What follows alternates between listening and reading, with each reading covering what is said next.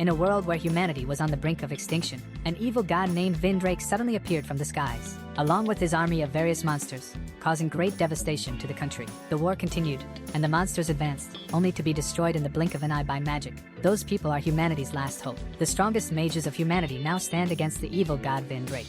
Meanwhile, the monsters charge at our heroes. However, our heroes are already preparing their spells to unleash upon them. Then, they fire their long-range magic at those monsters. Setsuna declares that it's all over for the evil god Vin Drake as the smoke begins to clear. He prepares a spell combining all 6 magical attributes to release them simultaneously. With that, he casts his elemental explosion spell, while the other heroes get ready to assist Setsuna. Thus, all the heroes use their spells to support Setsuna as much as possible. However, just when everyone thought they had defeated him, Vin Drake appeared as the smoke cleared away. Despite having taken the full brunt of the hero's attack, he showed no signs of injury. They couldn't believe he had survived after enduring such an assault.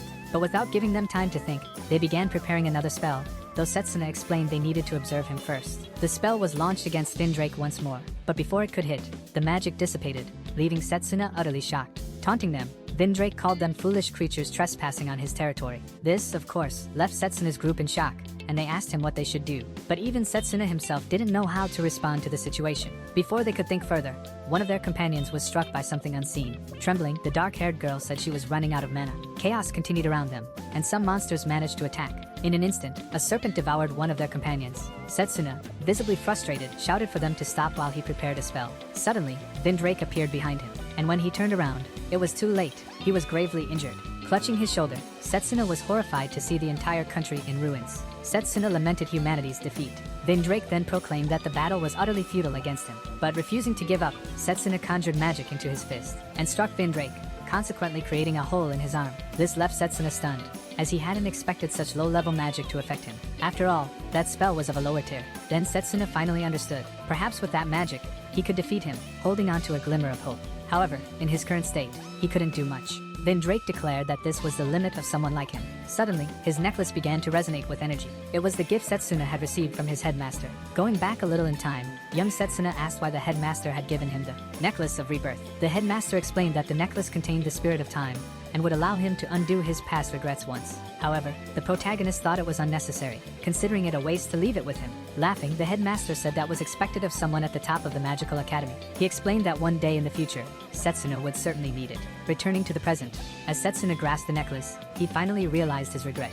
He regretted not choosing to use it earlier and now vowed to win definitively. Everything shone brightly, and our protagonist returned to his academy. Still somewhat confused, his friend patted his back, saying it was his turn next. Setsuna was surprised to see Leo. After all, Leo should have disappeared long before the evil god appeared. Then he realized he had truly gone back 10 years in time as he saw the magical academy. Clenching his fists, he once again declared he would defeat the evil god. However, Leo repeated that it was his turn and said they were at the blessing ceremony. With that, Setsuna walked toward the professor. While others chatted among themselves, Setsuna was very popular and also the greatest genius of the academy, possessing affinity with all paths of magic. Then, his professor opened a book, and from it emerged intense magic. There are different paths in magic, and to activate a spell, a different technique is necessary, requiring one to choose a path. This obviously made learning different types of magic highly difficult. Then his teacher calls out to Setsuna, telling him to choose his magical path. He points to long-range magic, saying it would be obvious for him to choose that. In his thoughts, Setsuna says that this would normally be the right path. Elements are made of mana and used against enemies, and long-range attacks are usually enough to defeat opponents. But even if he became the most powerful mage in the world with that magic, it was all useless against that evil god. So he turns around, leaving everyone present surprised by Setsuna. His friend Leo was confused. After all, that morning he had said he would choose long-range magic. However, even so, he chose melee combat magic. His teacher once again warns him that this path focuses on physical strengthening, but despite that, it had been abandoned. If he followed this path, it would basically mean throwing his bright future away. Our Setsuna already knew everything they had told him. However, the only way to defeat Vin Drake would be with that path. So, he raises his hand and chooses the melee combat path, and with that, he will certainly defeat the evil god, leaving everyone around him surprised. Looking at his arm, the protagonist sees the symbol on his hand. However, no one believed that the famous Setsuna, the genius, would choose that path. Closing his book, his teacher explains that he was interested in teaching him everything he knew, and with that, he could become the strongest mage of all, and the two of them would share in glory. But Setsuna says it would all be meaningless in 10 years. 10 years before humanity is defeated, and 5 years until Vin Drake appears. He has all the knowledge from his first life, but no practical experience with melee combat magic. After some time, it is announced that second-year students should proceed to their respective field classrooms. Setsuna looks for Leo, but it seems he wasn't there. So Setsuna approaches someone, asking if they could show him the way. However, they quickly move away from him, trying to avoid him. Everyone was talking among themselves, and the protagonist couldn't understand anything. The background characters think he wants to show off for choosing such a path. Meanwhile, Setsuna notices that he is being treated differently just for choosing melee combat. Realizing he would have to find the way himself, he thinks there must be a campus map in the courtyard. But as he walks, he hears someone casting a spell, and he finds it strange to have a fight in a place like that. A red-haired girl tells a man to return her brooch, as her mother gave it to her. The group notes that the brooch is a mana-storing tool, and since it's a high-class item, people like her shouldn't be using it. Setsuna realizes that the one fighting belongs to the melee combat department, and the others are from long-range magic. With fire in his hands, the man tells her to try and take it from him, with her weak melee combat magic. Then he fires a fireball at the girl, who luckily dodges quickly. Setsuna observes her enhancing her physical abilities with melee combat magic. But despite that, even if she can dodge the magic, she wouldn't be able to attack him due to the range. The girl says she will never let them keep the brooch her mother gave her. People like them. With that, the girl casts a magic called Mana Blade. However, even that would be useless, said the man, because that dagger would never be able to reach him. The fireball collides with her mana blade, knocking it to the ground. The man finds her pathetic for doing this. She should give up. After all, no matter what she does, he will always be superior. And then he launches another fireball at the girl. But however, when it seemed like everything was over for the red-haired girl, Setsuna rushes toward her, saving her at the last moment. The three men are surprised to see Setsuna's sudden move. However, Setsuna asks the girl if she knows where the melee combat department is, as he really wants someone to guide him there. The girl is obviously confused by Setsuna's question, but a background character asks if he is Setsuna Crumble. Even so, looking at his hand, it's obvious he chose melee combat magic. The blonde man found it all perfect. After all, since Setsuna specializes in melee combat, they would be able to hit him as much as they wanted. But Setsuna already knew that the magic he chose was weak. However, it all depends on how you use it, and as he observed, he noticed there was room for improvement. Setsuna says that, despite this, it doesn't determine the outcome of the battle. The girl tries to stop him, but it's too late. The blonde man quickly casts his magic. Setsuna channels magic into his legs, using physical enhancement solely for leg strength. With that, he easily dodges the fireball shots. He realizes that, at this speed, he could easily evade the spells. So, since he can now move freely, he decides to push himself even further. Setsuna taunts him, asking if all he knows is how to use fireballs. But the man tells him to shut up while still finding his movements extremely odd. Conjuring magic with both hands, referencing Dragon Ball, he says he's not joking around. He hurls the fireball toward Setsuna, but Setsuna slices through it with a mana blade. The man is shocked to see his magic dissipated by Setsuna's blade strike. The girl is surprised as well, as even she didn't know it was possible to cut through that. Setsuna explains that it was possible because, in a magical battle, the one with more proficiency prevails. The reason he became the strongest in the world, even without high magical power, was his precision in controlling mana. Thinking to himself, he notes that this magic is more useful than he thought since he can combine his power with speed. Out of options, the blonde man declares he will cast a very powerful spell. His friends try to stop him, but he doesn't listen and begins casting. However, in the blink of an eye, Setsuna rushes toward him. Without time to complete his incantation, Setsuna appears in front of him. Then, our protagonist channels magic into his fist, and punches him in the stomach with his mana punch. Seeing the man get struck, everyone around is shocked as he remains lying on the ground. Setsuna found it impressive because, as long as the opponent was within his reach, he could fight even with that combat magic. Scared, one of the blonde man's friends found it strange, as combat magic typically wouldn't be able to do that. Raising his hand, Setsuna demands the girl's brooch back. Having no choice, the man hands it over, as he has no other option but to comply. With that, the group leaves, and Setsuna approaches the girl and returns the brooch, as it seemed important to her. The girl thanks Setsuna for his kindness, and said she hadn't introduced herself yet. Her name is Layla Rosewill. The protagonist introduces himself as well, but the girl already knew, since he's famous, and she asks why someone like him chose combat magic. He changes the subject, as even if he explained it was to defeat the evil god, no one would believe him, so he asks her to take him to the department. Layla says the orientation has already started, so he tells her to hurry. As they walk, he notices the department is at the far end of the campus. This only proves how unpopular melee combat magic really is. Running, Layla asks how Setsuna created that mana blade. He explains that it depends on his mana control. After all, combat magic can be used in many ways depending on the circumstances. If he manages to become a master of combat magic, maybe he could neutralize the evil god's dissipator. That way, he could gain another advantage against him. Shifting the scene, Setsuna and the headmaster are sitting together. The headmaster removes his gloves, revealing he has two different magical paths. Looking at his right hand, Setsuna sees summoning magic, but the seal on the other hand is something he's never seen before. He asks what kind of seal it is, but the headmaster explains that he will reveal it when the time is right. The headmaster says he will entrust the secret of his second magic to him. However, he had never spoken about this magic because, after the emergency with the evil god, he had been assassinated. This means he felt the danger tied to the headmaster's second path. With this in mind, he is determined to learn it and change the world's fate. The girl says they've reached the place. Still deep in thought, Setsuna wonders how he will earn the headmaster's recognition. The professor of that department asks about their tardiness. Layla explains there was a reason for it, but the professor doesn't seem to care. He explains that it didn't matter if he had great achievements. In that place, he had no value at all. Getting closer to Setsuna, he says that he is trash now that he has joined the melee combat magic department. Setsuna asks if he wasn't proud of the melee combat magic he was teaching, and why he had been rude to him the entire time. Irritated, the teacher found it very reckless of Setsuna to speak that way to his teacher. However, Setsuna believes that there are still undiscovered possibilities in combat magic. With that, the teacher feels the urge to break the boy's nose, but since he was so confident, he should prove himself. While the students trained, a green-haired man tried to strike the stone, but to no avail. He couldn't even leave a crack on the stone. The teacher explains to Setsuna that this would be the first test to determine his ranking. That black iron stone had a crystal embedded in it, and Setsuna needed to extract it as quickly as possible. However, those who fail are punished. Irritated, the teacher tells them to try harder since none of them could even damage it. But the students didn't know how to break it since it was so tough. Walking a bit further, the teacher leads Setsuna to a stone that was unoccupied. He explains that Setsuna had 10 minutes and would need to show the possibilities of melee combat magic he had talked about.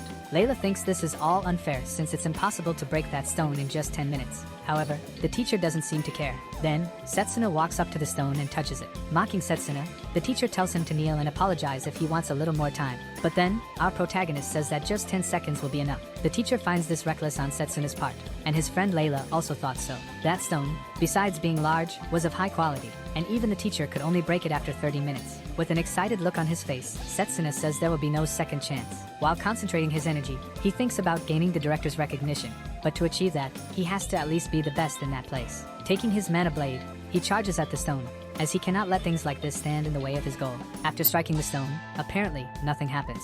The teacher starts mocking Setsuna. However, the stone didn't show any effect at first because it was destroyed from the inside out. Then, Setsuna retrieves the crystal from it, once again stating that it only took 10 seconds. Layla and the others were astonished by Setsuna's incredible strength, but the teacher seemed incredulous, saying it was cheating, since he himself couldn't scratch that stone in 10 minutes. For a mere student to break it in 10 seconds seemed like cheating to him. However, Setsuna tells him to go back to being a student instead of a teacher. The teacher was quite irritated, but someone called out to him, and touching his head, asked if he was intimidating the students. Seeing this, he was surprised to see Lionel, the head teacher. Lionel affirms that the boy wasn't cheating. He had simply read the mana flow of the stone and aimed at its weak point. Even though he was an instructor, he couldn't see even that, reprimanding him. With that, Lionel calls the others. He says that Professor Zachary will demonstrate mana defense. Then, Lionel prepares to punch him, stating that he won't die from something like this if he's been training regularly. Zachary tries to apologize, but it's already too late. Lionel quickly punches him, sending him flying. Watching the whole situation, the protagonist asks what kind of person Lionel is. Approaching him, Lionel pats his back, saying he did very well. And although he is in a low-level department like that, Lionel simply wishes him to do his best. However, Setsuna says that he will become the best in the class, even in that department, and won't lose to the others. Lionel recognizes Setsuna's spirit, and explains that he will teach him how to learn magic. As he leaves, Lionel didn't expect someone like Setsuna to appear, even though he had already chosen someone as the representative. After some time, Lionel reintroduces himself to the class. Without delay, he explains that they would need to choose a representative for the inter-class match. Inter-class matches are an event where the 8 magical departments compete. A representative is chosen from each department, and the winner is determined in the tournament. It was during this moment that Setsuna gained the director's recognition, and for this reason, he couldn't lose the position of representative in that department. Lionel calls for Setsuna, saying he wasn't the only one to pass the test, as someone had already extracted the crystal before him, using only the strength of their fists. Looking to the side, he sees a person, and Lionel calls out to Drago Okred. Staring at him, Drago asks if he is Setsuna Cromwell. Drago questions why he came to this department, when he clearly has aptitude for other paths. Setsuna explains that he has important reasons for pursuing combat magic. Suddenly, Drago tells Setsuna to shut his mouth. He explains that his lineage has stood out in combat magic for generations, and on top of that, he has been training for 17 years. In an instant, Drago throws a punch that creates a strong gust of wind in their direction. Drago proposes that they fight, as he won't easily give up the position of representative to someone like Setsuna. Setsuna remains unfazed and tells him to come at him. Then, Lionel intervenes, announcing they will have a match in 1 week. As he leaves, Drago tells Setsuna not to run away and to fight to the death. Everyone starts debating the situation. Layla, worried, asks Setsuna if he'll be able to win. He admits that he won't, as he cannot do anything against Drago in his current state. However, he has a secret plan. After some time, while walking, they reach a giant tree. Layla asks what it is, and he explains that it's a secret training area. With that place, he plans to become 3 times stronger. The sacred tree is over 1,000 years old. As an aura emanates from the tree, Setsuna gains recognition once again. Confused, Layla asks about the light emitted by the tree. He explains that it's the blessing of the sacred tree. Only those recognized by the sacred tree are granted this blessing, and thanks to it, he can recover his mana. As long as he remains in that place, he won't need to worry about mana. He only needs to train to his limits. Layla finds it all amazing. But despite this, Drago is someone who was naturally born as a melee combat mage. Even so, she decides to help him because he helped her recover her brooch. He's confused by Layla's sudden enthusiasm. In the training room, Layla is surprised to see Drago lifting weights frantically. Drago asks the professor if there are still black steel stones in the garden, but Lionel asks if he plans to destroy them. Drago denies it, saying he won't break them. Instead, he'll use them as weights for his training. Watching from afar, Layla is shocked by what she sees. She quickly runs to find our protagonist, wondering if he'll be okay. Meanwhile, Setsuna is at the sacred tree, reading a book on martial arts. Layla tells him not to be so calm in a situation like this. She explains the whole situation, saying that Drago is using black steel stones for push-ups. But this doesn't surprise Setsuna, as it's expected from someone like him. He tells her not to worry because that's also part of his plan, as an aura emerges from his eye. Still confused, she listens as he explains that with physical enhancement, you can strengthen and control the nervous system along with mana. If you need to improve your legs, you simply focus on them, and the same applies to your hands. And in the case of memory, you only need to focus on your head. Then, throwing his coat back, he kicks the air rapidly. He also performs various movements with his mana blade, leaving Layla amazed. Layla finds it all incredible, but Setsuna insists it's still not enough. Suddenly, he feels pain and collapses to the ground. His hand has a severe wound. Setsuna explains that he pushed his muscles to their limit with physical enhancement, which is why it happened. However, despite this, it doesn't seem like a problem to him, as he just needs to focus on healing. And with that, he can strengthen his body in no time. Layla says he doesn't need to push himself so hard and asks if there's another way. But Setsuna explains that he can't defeat Drago without giving it his all, as the opponent he'll face has been training in combat magic for years. In this week, he'll do everything to achieve his goal, breaking and rebuilding himself thousands of times. But Layla says that will be painful for him. But while he was training, he remembered the old days, back when he couldn't use any magic, and he practiced every day. Despite failing many times, he still kept going without giving up. Even though his progress was slow, he continued to improve step by step. And because of that, as long as he could grow stronger, this wouldn't be a challenge for him. Setsuna and Layla trained together, and after some time, she said that Setsuna wasn't just a talented person. He was someone who worked harder than anyone else. On the day of the confrontation, Drago noticed that Setsuna hadn't run away. He stated that he wouldn't stoop to such a level, as he was the representative of the combat department. With that, Lionel prepared to give the signal. As they stared each other down, the match finally began. Without wasting any time, Setsuna dashed toward Drago and kicked him, but Drago blocked it. Then he slid and kicked several more times, pushing Drago back. Even so, Drago had blocked everything with his mana defense. As they stared each other down, Drago quickly rushed at him, delivering a punch that shone brightly. However, as the smoke cleared, Setsuna had defended himself against Drago's blow. This left everyone present in shock. Setsuna realized that it would be the end for him if he took a direct hit. Nevertheless, Drago tried to strike him again, but Setsuna dodged. Drago continued punching Setsuna repeatedly, but he only defended himself without retaliating. Irritated, Drago asked why he was only defending. Despite that, in the end, Setsuna's body remained weak, and Drago said this seemed to be the end for him. Layla watched everything from the stands, wondering if he wouldn't be able to defeat Drago despite all the training he had done. Lionel noticed something. Despite it seeming like Setsuna was being overwhelmed, in reality, he was perfectly reflecting all the attacks with his mana control. Drago kept punching the protagonist relentlessly and said that superiors had always looked down on melee combatants with disdain. His father and he were born into a family that only excelled in melee combat, and he asked if Setsuna knew how much humiliation they had suffered until now. Conjuring a spell in his hand, he said he would change all of that with his own hands. Both conjured the mana blade and began a sword fight, which continued intensely between the two. However, Setsuna remembered what others used to say to him for choosing that path, and with that, he could understand what Drago was saying. Even so, he said they were both aiming for a goal greater than this. Without giving Drago time to think, Setsuna broke his blade.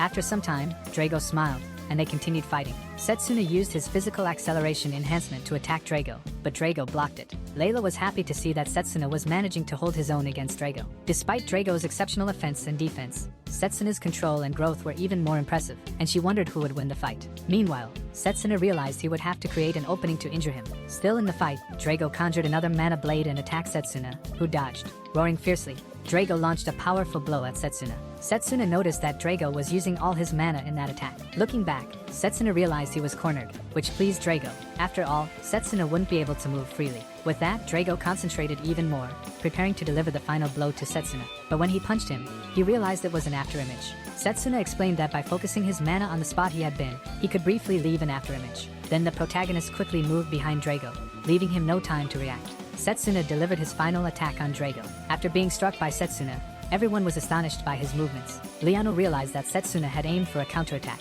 thus gaining the advantage. With that, Liano declared the match over, and the winner was Setsuna Cromwell. Still lying on the ground, Drago tried to get up. This surprised everyone around, as he had taken a direct hit and could still stand. However, the blow he had received had been adjusted so it wouldn't be fatal. Setsuna extended a hand to Drago, but then Drago asked him something, the reason why he fought. Setsuna stated that he fought so he wouldn't lose anyone else, and so nothing would ever be taken from him again, and says he will become stronger than anyone else. Drago understands and admits his defeat. Setsuna realizes that Drago's strength could be a great asset in the fight against the evil god. Arriving at the location, Liano raises Setsuna's hand, announcing that he has been chosen as the representative of the melee combat department. A few days later, Liano says it's time for the representatives to meet, and he warns Setsuna to be careful. Closing the door, Setsuna walks to the room where everyone is gathered. The blonde man with glasses taunts Setsuna. He says it's impressive to see someone come to this place just to expose their own shame. Seeing the emblem, Setsuna realizes that he is the representative of the enchantment magic department. Stepping on Setsuna's shoe, the blonde man says he will be his opponent in the first round.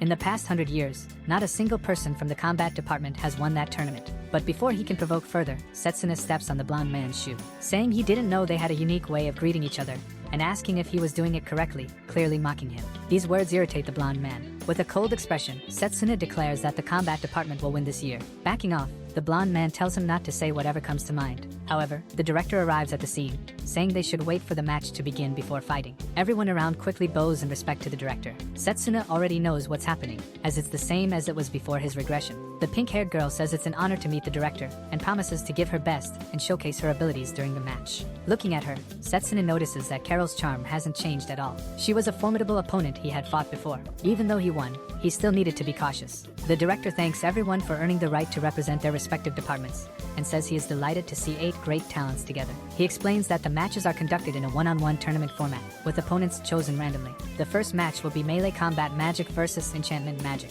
The second match, healing magic versus long-range magic. The third match, formation magic versus summoning magic. And finally, the last match, uncategorized special magic versus alchemy magic. The director explains that the matches are treated as practical lessons and will begin in 10 days. Until then, they can either learn new magic or rest. Once again, he says he looks forward to seeing everyone's fights. As the director leaves, everyone bows to him as a sign of respect. That place was the only opportunity Setsuna had to talk to the director. Setsuna follows the director and calls out to him. The director asks if he is the representative of the melee combat department. Setsuna confirms, introducing himself as Setsuna Cromwell and saying he has a request. Setsuna asks if the director would teach him his magic if he wins the tournament. The director finds it unnecessary for him, as he specializes in melee combat. However, Setsuna clarifies that he isn't talking about summoning magic but rather the director's other magic. This obviously surprises the director, who asks Setsuna how he knows about this. Sensing the overwhelming mana, Setsuna realizes the director is on guard. But despite this, the second magic is absolutely necessary to fight the evil god, and he couldn't simply give up. Setsuna explains he can reveal the reason. He declares he will win and surprise everyone, asking the director to have faith in him. After staring at each other for a while, the director seems convinced by Setsuna's words. With that, he promises to teach him about his second magic if he wins the tournament. However, the path will not be easy. Despite this, Setsuna assures him he will prove his victory in the tournament. Bowing to the director, Setsuna leaves. After some time, he reflects while eating. Setsuna thinks about thanking Layla for bringing him that delicious bread. He needs to make preparations, as there are only 10 days until the event. Suddenly, Setsuna is hit by something, but fortunately, he defends himself. Once again, the blonde man was behind it. He had planned to strike from Setsuna's blind spot. Dusting off his shoulder, Setsuna questions the blonde man's behavior. Irritated, the blonde man says he wants to fight him right now for being humiliated like that. However, Setsuna explained that it was the consequence of his own actions. After thinking for a moment, he realized it would be a problem if it were reported. So, he dispersed his golems, saying he would be better prepared for the match. Reflecting, the protagonist admitted that his opponent was reasonable when it came to talent, having gathered all that material and controlling it simultaneously. Meanwhile, he regretted that the bread had fallen. The next day, Liano and the class were set to analyze a battle between Drago and Setsuna. With that said, Liano asked both if they understood what he had mentioned. Drago admitted that he lost control of his mana and emotions, and Setsuna acknowledged that he lacked raw power, as he had previously been outmatched by Drago in strength. Hearing this, Lionel was pleased to see that they recognized their weaknesses, and starting today, they would grow stronger through the match. Layla asked if that match would serve as training for the interclass match. Lionel explained that the opponent in the first round would be Noel, who, according to Setsuna, could use his golems for both offense and defense. Additionally, the golems had physical bodies and employed a fighting style similar to melee combat magic. For that day's match, Lionel instructed Drago to focus on his speed, acting as though he were multiple golems, and Setsuna would need to detect Drago's attacks and counter them. As they prepared for the simulated fight, Drago said it wouldn't be like last time. However, Setsuna replied that he had been waiting for this moment. Drago quickly charged forward, and Setsuna dodged, but Drago smiled as he moved to his right. Our protagonist realized that his reaction was too slow. Watching them, Lionel praised Drago's movements. Without giving Setsuna time to breathe, Drago kept pressuring him. After some time, Setsuna began to read Drago's movements and managed to dodge his strike. Lionel remarked that it was good and instructed him to dodge and counterattack. The fight continued, and the protagonists prepared to strike back. After some time, both were exhausted from the fight. Their teacher approached, offering them drinks, and said that in a few days, the protagonist would be able to handle several golems easily. Setsuna thanked his teacher's encouraging words. This pleased Lionel, who noted how quickly Setsuna was learning. Finally, the day arrived, the interclass match of the Elmridge Academy of Magic.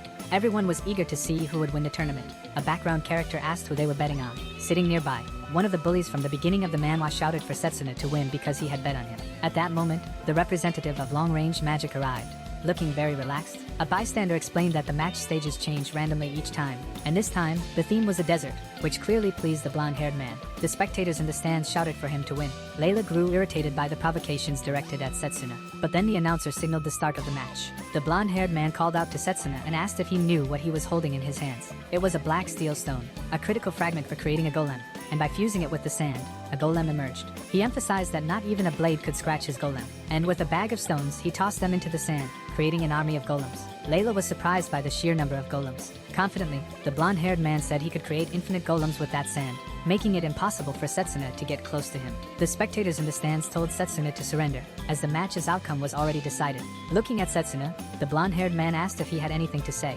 However, Setsuna said he was disappointed in him, as he hadn't expected this to be his trump card. Irritated by Setsuna's words, the man quickly sent his army against him. As the golems advanced towards Setsuna, an explosion occurred. The man assumed this was the end of Setsuna, but as the smoke cleared, our Setsuna had destroyed one of the golems, stating that he had mastered the black steel stone. This left the blonde-haired man in shock, as those golems were incredibly tough. However, he claimed it wouldn't be a problem for him, as he could easily create more. At that moment, Setsuna stated that he specialized in close combat, even against those golems. He will not lose, thus destroying all the golems he had summoned. With no other choice, he tried to summon more golems, but Setsuna quickly advanced toward him and punched him, making him fall to the ground. However, no one knew what was happening because of the sand. Still, they could see one person standing. It was Setsuna Crumwell, the winner of the first match. Setsuna and Layla were pleased with this news. The spectators in the stands were shocked by what had happened. They then assumed that the blonde man, Noel, had self-destructed, as someone from the combat department could never win. However, that had not been a self-destruction. With that, Setsuna caught the attention of the man with purple hair. Shifting scenes, the second match began. Layla invited Setsuna to sit next to her to watch the match. He thanked her and said he might find some references to use by observing the fight. They watched the battle intently, where the representative of the summoning department, Carol, had all the advantage. Carol used her summons to launch several blue crystals toward her opponent. Meanwhile, the other representative, from the formation magic department, tried to get closer to her. However, even though he was cornered by Carol, his movements were impressive. Layla remarked that the other magic paths were incredible, but despite that, she wanted to become strong in combat magic. Hearing this, Setsuna asked why she chose that path. She explained that she had been saved by a combat mage in the past. While playing with her brother, they were attacked by a bear, but a combat mage ran to help them. That inspired her to help others around her and become stronger. Embarrassed, she said her reason was quite childish. However, Setsuna didn't think so. After all, she had chosen that path in her heart, and she would certainly become stronger. A little flustered, she thanked him for his words. At that moment, her friend Leo appeared, calling him over. Leo was the second strongest in the long-range magic department after Setsuna.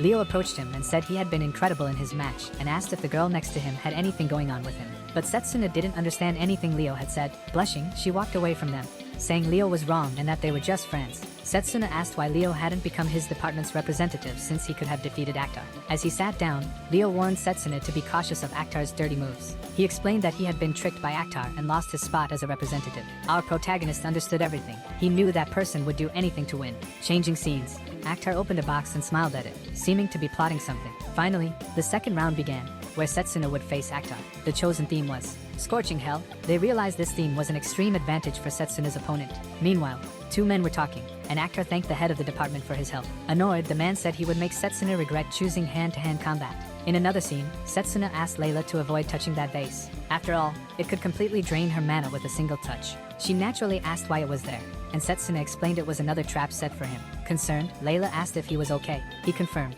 as he had avoided contact with it, and blamed Akhtar for it. Suddenly, someone knocked on the door, and 3 children appeared, wanting to deliver a bouquet of flowers. Layla asked what it was, and they said someone had asked them to deliver it to them. However, when they pointed to the person, they were no longer there. Confused, Layla asked if it could be a fan of Setsuna. At that moment, the blonde-haired girl began to feel unwell. Setsuna noticed the mark that appeared on the girl. Quickly, he kicked the bouquet of flowers away. He explained that it was a poisonous plant called veninum. The other children also began to feel sick. Desperate, Setsuna hadn't expected Akhtar to go this far. If they didn't find a healer, it could become irreversible. Layla asked if the condition was urgent, which the protagonist confirmed. Setsuna asked her to step back, as there was still a chance she could be infected just by being near them. She said it was okay and asked him to leave the children with her, showing her badge. Seeing that, he realized that the object was the magical tool that stores mana. Then Layla began to use the healing magic her mother had taught her. And so, she healed the children, and the marks gradually disappeared. Despite this, Layla said she could only use that in an emergency, but it was fine because this was one. Setsuna expressed his gratitude to Layla. With that, he grabbed the bouquet of flowers and quickly ran, so that he could rid himself of the poison. However, if he did that in a crowded place, the toxins could spread. The poison began to take effect on Setsuna. Then he reached the sacred tree and threw the poison into the air. He cut it into several pieces, collapsing in exhaustion. At the tournament, people wondered where Setsuna was. A background character told everyone that the competitor Setsuna seemed to have quit, so he would declare Akhtar the winner. However, a voice called out, telling the man to wait. It shouted that he hadn't given up and angrily demanded Akhtar fight him. But Akhtar asked how he would do that in his current state. Akhtar said he had given a gift, and it seemed Setsuna had accepted it. Our protagonist asked why Akhtar had used poison and involved those innocent children. Sarcastically, Akhtar asked what Setsuna was talking about since he didn't recall that. With a sadistic smile, Akhtar said even those children could be used by the elite. This made Setsuna even angrier. Then the background character announced the start of the second round. Akhtar began by casting his magic, and Setsuna dodged. People questioned what had happened to him since his mana was unstable. Even though the poison had been purified by the blessing of the sacred tree, there wasn't enough time to remove all the poison from his body. His opponent didn't give Setsuna a chance to think and began launching multiple spells at him, forcing him into defensive mode. With all of this, the department head was pleased with the situation, and said Setsuna should prepare for the humiliation that was coming. Looking to his side, Setsuna noticed Layla hadn't returned and prayed the children were okay. Preparing another spell, Akhtar asked if something was bothering him. The spectators in the stands mocked him, saying he couldn't defeat someone with long-range magic. Akhtar quickly launched another spell at Setsuna, forcing him to defend with his mana shield. But even that wasn't enough. His mana shield was destroyed, leaving Setsuna gravely injured by the impact of the attack. Akhtar mocked Setsuna's situation. Then Setsuna asked why Akhtar hadn't ended the fight yet. After all, he should be preventing himself from being overwhelmed by multiple consecutive attacks. However, all Akhtar was doing was provoking him. He claimed Setsuna's analytical skills were impressive, but he couldn't be underestimated, and told Setsuna to look around. His friend Leo was surprised to see all of it. Akhtar explained that his goal was to avoid unnecessary risks. With that, he began preparing his storm cannon. Confident, he declared this would be the end of Setsuna. At that moment, Layla called out to our protagonist, saying the children were safe, showing him her brooch. Smiling, he realized he no longer needed to worry about them. Then he began healing his injuries, stating this was his comeback. This, of course, surprised Akhtar as he recovered. He explained it was a simple physical enhancement, activating his cells throughout his body while fighting and dealing with the poison. And he said Akhtar had fallen for his trap and called him a coward. Irritated, Akhtar told Setsuna not to get too confident despite the situation. The department head told Akhtar to finish it quickly. Then Akhtar cast the spell at him, and even though Setsuna had no terrain to support him, he could still do something about it. With that, he reflected Akhtar's attack, leaving everyone surprised, and then Akhtar caught his own spell. Shouting, he asked Setsuna if he thought he couldn't handle his own magic. But that was all part of Setsuna's strategy to jump toward him. And with that, Setsuna struck Akhtar with his blade. While Akhtar lay on the ground, Setsuna was announced as the winner of the fight, making his friends happy with his victory. However, they noticed something. The stone was cracking, making both of them fall toward the lava. While still falling, the protagonist had to think of something, but Akhtar was still unconscious. He grabbed Akhtar's foot to try to save him, and then a girl called for her Fenrir, saving both of them, thanks to Carol's summoning magic. Carol said he would have been fine without her help. Setsuna thanked her for rescuing him. She was a highly talented competitor, the famous Carol from the summoning department. He quickly realized he would have to prepare to fight her soon. Meanwhile, in the stands, everyone found it surprising. The Combat Magic representative had won again. If things continued this way, it would definitely be unprecedented. The chief grew even more irritated with Setsuna. He declared that he would not forget what Setsuna had done. Layla thanked Setsuna for his hard work.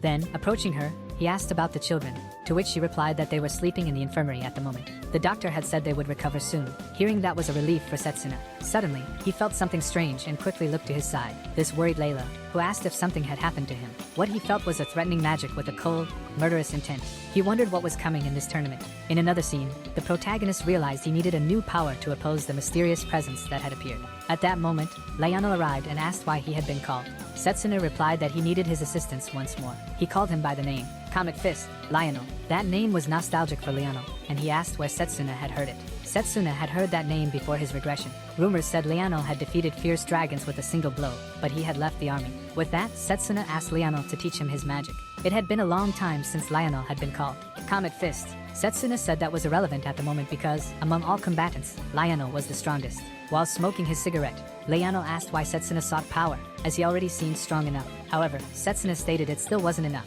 and he didn't want to lose to anyone, even if one day his opponent was a god. Hearing those words sparked Lionel's interest. He then decided to teach Setsuna the technique. Although it wasn't something he usually taught students, Lionel began focusing mana into his fist. The protagonist noticed an immense amount of mana gathering. Lionel explained that the technique consumed a lot of mana, so it couldn't be used multiple times. He then said one strike would be more than enough and asked for Setsuna's full attention. With that, Lionel punched using his technique, leaving everything around destroyed. That power was impressive, but it wasn't effective for one-on-one combat.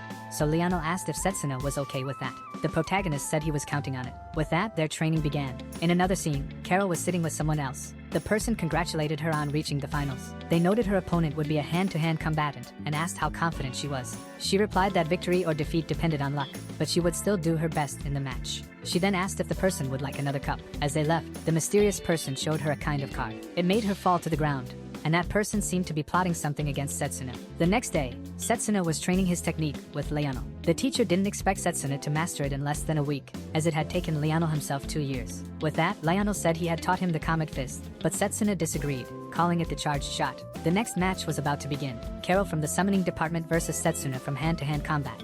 Once again, the spectators in the stands wondered who they thought would win. The chubby one said it would definitely be Carol. However, the girls said she was rooting for Setsuna. The 3 children showed their support for him. The chosen theme for the match was the ruins of the gods. To prevent any damage from this battle, a strong barrier was put in place. Layla was anxious about the fight, as the theme wouldn't be a disadvantage for Setsuna. Looking at the director, Setsuna expected him to keep his promise to teach him about his second magic. With that, Carol called out to him, asking them to get along. Then the final match began. Without giving any time, Carol summoned her Fenrir and used a breath attack toward him. However, he dodged.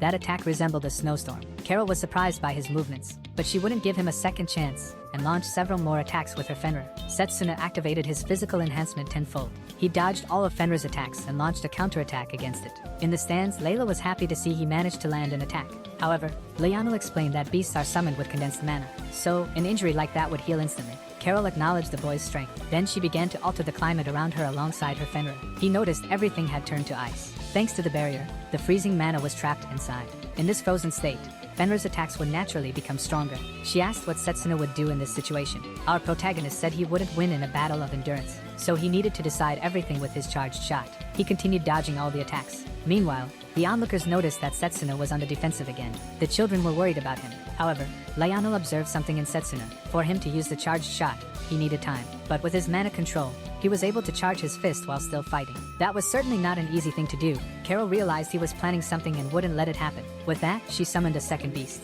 leaving everyone astonished by her talent. Then both beasts attacked Setsuna together. Fortunately, he managed to quickly attack both of them. Setsuna knew she had an ace up her sleeve, precisely because she was an incredible mage. She was surprised to see that the protagonist had reflected her attack. With that, he prepared for another strike.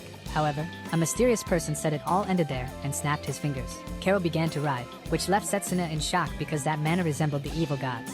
She then raised her hand against her will, and countless beasts began to appear in the battle. The onlookers thought it was incredible, but obviously that mana wasn't hers. She begged for the match to be cancelled along with the barrier and asked where the mages were. However, the man had already done something to prevent that. The beast continued attacking our protagonist. He tried to locate the owner of that mana. The mysterious person asked if he couldn't look around. Then one of the beasts managed to attack him, slamming him into the wall. Layla was worried about him. He lay on the ground, his arm injured. Smiling, the person declared it would be impossible for him to locate them, and it was only a matter of time before it all ended. It was a dire situation for Setsuna because he didn't have the time to use his charged shot. Meanwhile, Carol was at her limit. If this didn't end, she would lose control of her mana and perhaps her life. Setsuna kicked one of the beasts. He He also realized Carol was being controlled by someone. Crying, the girl begged Setsuna to flee before they killed him. Meanwhile, Setsuna frantically dodged the attacks and attempted to counterattack. The fight between Setsuna and the beast continued without pause. The director merely watched everything. Leano noticed that Setsuna's mana was almost at its limit, so he needed to quickly find the mage who created the barrier to assist. He begged Setsuna not to die because of him. Then, a beast appeared behind him and managed to pierce his leg. Everyone was in shock at the entire situation. With that, he wouldn't be able to use his magic, and the man ordered his beast to finish Setsuna off. Roaring ferociously, one of the beasts bit his arm, making him scream in pain. In another scene, Leano asked his students what the most important thing to do during a battle was. They said it would be to minimize the damage taken and thus close the distance between them. That was correct, but there was another important thing. It was their fighting spirit, to be able to strike their opponent. He explained they would undergo endurance training. Returning to the present, Setsuna was injured, but he said he had succeeded. Then he began gathering mana in his fist. This surprised the man because even he hadn't noticed that detail. Meanwhile, the protagonist said he only needed to finish them all with a single strike since they were out of control. Shouting, he declared that he poured all his remaining mana into this one attack. And then, finally, he used his charged shot, destroying everything around him. With that, Carol fell, but he quickly saved her before she hit the ground. He felt relieved to see that she was okay. The spectators were shocked to see that Carol had lost. Then, the announcer declared Setsuna Cromwell as the winner. After a century, someone from the hand-to-hand combat department won the tournament. This left everyone stunned, shouting all around. Layla was nearly in tears of joy to see Setsuna unharmed. Meanwhile, someone else benefited from a bet they had placed. The mysterious man was surprised to see that Setsuna survived even under those circumstances, and said he no longer needed that mage. However, just as he was about to act, someone had already found him. He then removed the symbol from the mage's neck. Lionel rushed to the scene but, upon arriving, saw the mage lying on the ground. With that, the barrier was finally lifted. The director approached the protagonist. He explained that Carol had been under someone's control. That must have been the effect of a magical device, and he asked Setsuna to leave the rest to the academy. Calling the boy, the director acknowledged Setsuna's power and said he would keep his promise. He then asked Setsuna to come to his chamber the next day. Meanwhile, in the medical wing, Setsuna had his wounds healed. The nurse said his external injuries were healed but couldn't say the same for his internal ones and advised him to rest. Then someone knocked on the door, and many people entered. Setsuna said he was already feeling better. Layla was happy to see him, and also congratulated him on his victory in the tournament. Then a man told Setsuna that he was the pride of hand-to-hand combat magic and congratulated him as well. The children said he had been amazing. After some time, the others finally said their goodbyes. Leano then explained the situation, saying that the formation mage had survived and that someone had been controlling him. But he added that both Carol and the mage needed to rest, as the mage would be investigated after he woke up. Additionally, during that incident, it seemed like Setsuna had been targeted. Lionel asked if Setsuna had any idea about what was going on. In another scene, someone opened a door. Noticing a barrier, they easily broke it. They said they should eliminate Carol and, after that, Setsuna. After all, they needed to erase everything connected to them. But before Carol could be attacked, Setsuna quickly intervened, blocking the strike. Setsuna said he knew they would try to eliminate Carol. However, he did not expect to find his friend Leo in that place. Laughing, Leo said he had been caught but wondered how since he had erased all his tracks. Setsuna said there hadn't been any at first, but after seeing Leo's actions, he became convinced. Staring at each other for a moment, Leo suggested they talk outside, and so they did. Leo then seemed to have a question for Setsuna and asked how long he had known that he was the culprit. Setsuna explained it was because Leo had supported Actar. Even though Actar used dirty methods, there was no way he could have lost to him. Surprised, Leo hadn't expected the protagonist to figure it out to that extent. With that, Setsuna said he was now certain. At the same time the match ended, Leo's mana was infused in the attack. As he approached, Leo asked who Setsuna was referring to. He asked if Setsuna knew about this great person. Setsuna was startled and noticed the change in Leo's mana, realizing that Leo had now become a subordinate of the evil god and that he had to stop him. Leo said he would have more fun with Setsuna, but he had other things to do. Bidding farewell to his friend, Setsuna quickly conjured his blade. He advanced toward Leo, but when his blade made contact, it dispersed. Seeing this, Setsuna realized the situation was the same as when he faced the evil god. Leo explained that he had received an authority capable of nullifying mana, thanks to that person. This made it impossible for Setsuna to attack him. However, Setsuna didn't give up and continued attacking. The protagonist tried to strike Leo from his blind spot, as his authority only activated upon contact with an attack. But when he attempted this, his blade dispersed again. It was useless because Leo's mana detection was more efficient than his. Thus, Leo threw the protagonist away with his flame magic, apologizing for not waiting for him to fully recover before they fought. He acknowledged Setsuna's talent, noting that combat magic typically wouldn't reach this level, but if he had chosen ranged magic, he might have had a chance. However, that no longer mattered because he was going to die at that very moment. Then, he attacked directly at the protagonist's wound to end it quickly. Gasping, he asked why Leo was doing all of this. In response, Leo explained that he was tired of this world and, in some way, wanted to destroy everything. Irritated, he asked if all this was because of such a ridiculous reason. Recalling everyone who had died in the war, He screamed in anger and told him to stop this nonsense. He asked if he was really the Leo he knew, but without giving him time, Leo began preparing another spell. Setsuna was still too far to use his blade, so he had to act quickly and exploit his blind spot. As he prepared to launch his charged shot, he realized it wouldn't be enough because Leo's magic was too fast. At that moment, someone appeared, stopping Leo's magic. Looking to the side, they saw it was the director. Seeing the director, Setsuna felt somewhat relieved. The director apologized for being late. Then he asked if Leo had been responsible for the tournament incident. Leo was surprised to see that the director had also noticed that. It was expected of the best student of that magical academy. With that, the director began emanating an intense aura. He declared he would restrain Leo, attacking him with an intense flame. This attack left Setsuna astonished to see such incredible firepower. However, it was useless against Leo, who dispersed all the magic. Leo said he would have been in trouble if he didn't have the authority granted by that person. The director was surprised to see that the magic nullification was real. Our protagonist asked how he already knew about this. Leo explained that it was already written in the Silver Rock family archives. Back then, a power had awakened, and magic nullification was one of those powers. Walking toward them, Leo declared that their magic wouldn't stand a chance against him, and that applied even to Director Don in Silver Rock.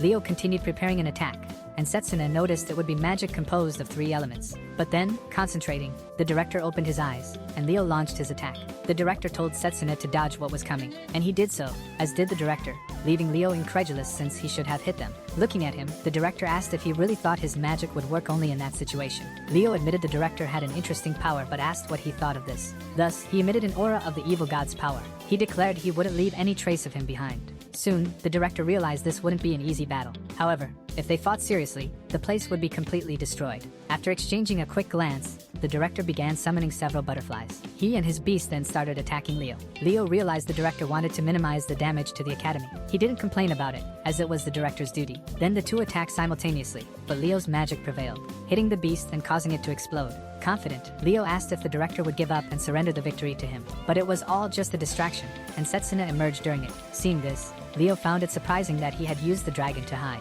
However, even so, it wouldn't be enough. Setsuna told him he was relying too much on that power. Then he advanced toward Leo, affirming that choosing combat magic was the right decision and that he would prove it with that attack. But Leo told Setsuna not to underestimate the power of that person. With that, Setsuna advanced toward the barrier, destroying it and consequently causing a significant impact on him. Everything around was destroyed by the impact of Setsuna's punch. The director affirmed that, even with magic nullification, there was a limit, and he congratulated Setsuna on his feat. Seeing Leo fallen, he realized his theory was correct. If he landed a high-speed direct attack, it could penetrate his authority, and he wasn't wrong for choosing this path. The main problem had been resolved, and the director said his technique was exceptional. But first, they needed to treat his injuries. However, suddenly, Leo stood up, even after taking a direct hit from Setsuna. Seeing him move after that attack surprised him. Emitting another aura, Leo declared that things were about to get serious. He then cast another spell against him, forcing Setsuna to summon his mana blade to defend. However, upon contact with the spell, his blade was dispersed. This sent Setsuna flying, crashing into the wall. The director called out to Setsuna, but he was on the verge of passing out and questioned whether Leo had combined long-range magic with nullification magic. At that moment, a flashback showed Setsuna practicing with Leo. Leo said he would aim for his head. However, Setsuna didn't understand what he meant. Still, a voice in his head said he already knew the flaw in him as a hero, a loser who couldn't even save his companions. Suddenly, Setsuna woke up in a bed. Layla was surprised to see him wake up so suddenly. She expressed her concern for him, but seeing him awake, she felt relieved. Setsuna asked where he was, and Layla explained they were in the academy's infirmary. She explained that he had been unconscious for 3 days. Hearing this frustrated him, as he had been defeated not once but twice by the power of the evil god. However, an idea came to mind, and he quickly asked Layla where the director was. She explained he was in his chamber. She asked what he was planning to do. He explained that he needed to confirm something with his own eyes, which only made her more worried. Touching her shoulder, he apologized for making her worry about him, but he said he had to go. Finally, after saying this to Layla, he left the infirmary. Meanwhile, in the chamber, the director was addressing everyone. Lionel soon realized they were about to get busier, but suddenly, Setsuna burst through the door, calling for the director. Seeing Setsuna awake made the director happy. Lionel remarked that he had lost badly. However, Setsuna asked to talk later, as Layla and Drago were worried about him. Acknowledging the situation, he apologized to the director for disappointing him. He then asked the director to explain what had happened after everything, but he quickly felt pain in his body. The director told him not to worry, as he still had severe injuries. He then explained that after Setsuna was defeated, Leo didn't finish him off because he had used too much mana. Despite this, Leo had enjoyed himself greatly. A rift then appeared in the space, and Leo bid farewell to the director, saying they would meet again in the future. The director didn't want Leo to escape, but beyond that portal was something he had never seen before, so he needed to prepare. Setsuna understood the situation. Those eyes from the portal and an unknown existence. Perhaps he knew something. The director quickly asked if Setsuna knew anything about it. He urged Setsuna to tell him everything he knew at that moment. Removing his glove, Setsuna explained he knew quite a lot about that magic. After showing this, the director asked if Setsuna trusted him now. Setsuna wondered if he should tell the director about the future because time travel was something no one would believe. Seeing this hesitation, the director asked if there was a reason Setsuna wasn't saying anything. Then Setsuna had an idea and told the director to look at his necklace. When he looked, he noticed that the blessing of time within it had disappeared. This meant it had already been used in another timeline, which Setsuna confirmed. He explained that he had used it 10 years in the future to atone for his regrets. After some time, the director understood the situation. The future where he would die, and an evil god would emerge into the world. Believing such a future was difficult. However, using the blessing of time to go back 10 years must have come with immense regret. Standing up, the director said that Setsuna had carried an enormous burden until now. So, from now on, he would also help and become part of Setsuna's strength. Hearing this relieved Setsuna, and he thanked the director profusely. With this, he would finally be able to stand against the evil god and perhaps save the world from that cruel fate. Calling out to the protagonist, he said he would teach him a second type of magic that could be used against the evil god. A unique power that didn't belong to any system. It was called spirit magic. After saying this, he asked to change locations. Switching scenes, the director remarked that it brought back nostalgic memories from his past. He explained that spirit magic was a type of magic that fused with a spirit by using mana as a catalyst, thus harnessing immense power. This was a different kind of power, where every combination became possible. Setsuna was surprised, and the director explained that it would be faster to demonstrate it in practice. Then the director's eyes glowed intensely, and Setsuna realized he had used it during the fight with Leo. Suddenly, the director asked them to play rock, paper, scissors. This obviously confused him, but he did as the director asked, only to lose. The director asked them to play again. After several attempts, the protagonist realized he had lost every single time. The director explained that this was one of the powers of the spirit of time, allowing him to see a few seconds into the future. There were many spirits in the world, and the director gave an example. If someone formed a contract with the spirit of wind, they could fly. And with the spirit of water, they could pass through physical attacks, and so on. This went beyond imagination, and if Setsuna mastered it, he could better utilize combat magic. However, the director explained that this magic required a contract, but there was a preliminary stage before that. He said they would begin it immediately. With that, the director began emanating an aura. He explained that Setsuna would have to become one with nature and feel their presence as they moved through the world. Closing his eyes, he asked the spirits to help him defeat the evil god. However, the protagonist didn't seem to succeed in this test. In shock, Setsuna realized he couldn't feel anything. The director explained that this was caused by his resentment toward nature. He elaborated that Setsuna needed to become one with nature, finding inner peace. In other words, he shouldn't think less but feel more. He tried again but thought too much. Approaching him, the director asked him not to rush. After all, it had taken the director 3 years to achieve it, and he reassured Setsuna that he would master it before the evil god appeared. However, this felt like a long time for the protagonist, who wanted to master it as quickly as possible since they didn't know when the subordinates would attack. The director didn't understand, and Setsuna explained that they came from the same world as the evil god, each possessing unique special powers. Leo was one of them, Setsuna said. Before his regression, he had fought one, and despite having the advantage of long-range magic, the opponent was incredibly strong. The director asked if this was one of the 12 powers, and Setsuna said there were others hiding in the world like Leo. He understood Setsuna's feelings but asked him again not to rush, as it could cause a crisis for him. However, during dungeon training, he might discover something. The protagonist didn't understand, and the director explained that Liana would provide further details later. He assured Setsuna that he would find something to surpass his limits. However, the journey would be harsh, and he urged Setsuna to rest his body properly. Meanwhile, at the same time, several monsters appeared, saying there would be a surprise. When the door opened, Leo said he was late. As he walked in, one of the apostles remarked that Leo had kept them waiting too long and asked if he wanted to die. Another apostle criticized Leo for failing to kill a mere student, acting alone during the incident, and still getting injured. Adding that Leo had fled, he questioned how he would handle the responsibility. Looking up, Leo apologized to his superior, saying he couldn't look cool in front of his best friend. Sagan then told him to wipe that smirk off his face, as it was irritating. After staring at each other for a while, Sagan tried to attack him. However, someone told them to stop, saying they were apostles and should act as one. The apostle Satanakia asked if they understood what he had said. As he spoke, an overwhelming aura emanated in their direction. However, he suggested starting with the reports first. Despite this, Zagan asked how they should deal with Leo and stated that if Leo stood in his way, he would handle it himself. However, Puka requested to leave the assassination to him, as it would be more entertaining that way. Nevertheless, Satanakia said it wasn't necessary, as he had already made a deal. He explained that if it were that person, he would have certainly succeeded in his mission. A few days later, Layla called out to Setsuna. Concerned, she asked if his body was better, to which he affirmed it was. However, she noticed that he seemed more injured after the final match.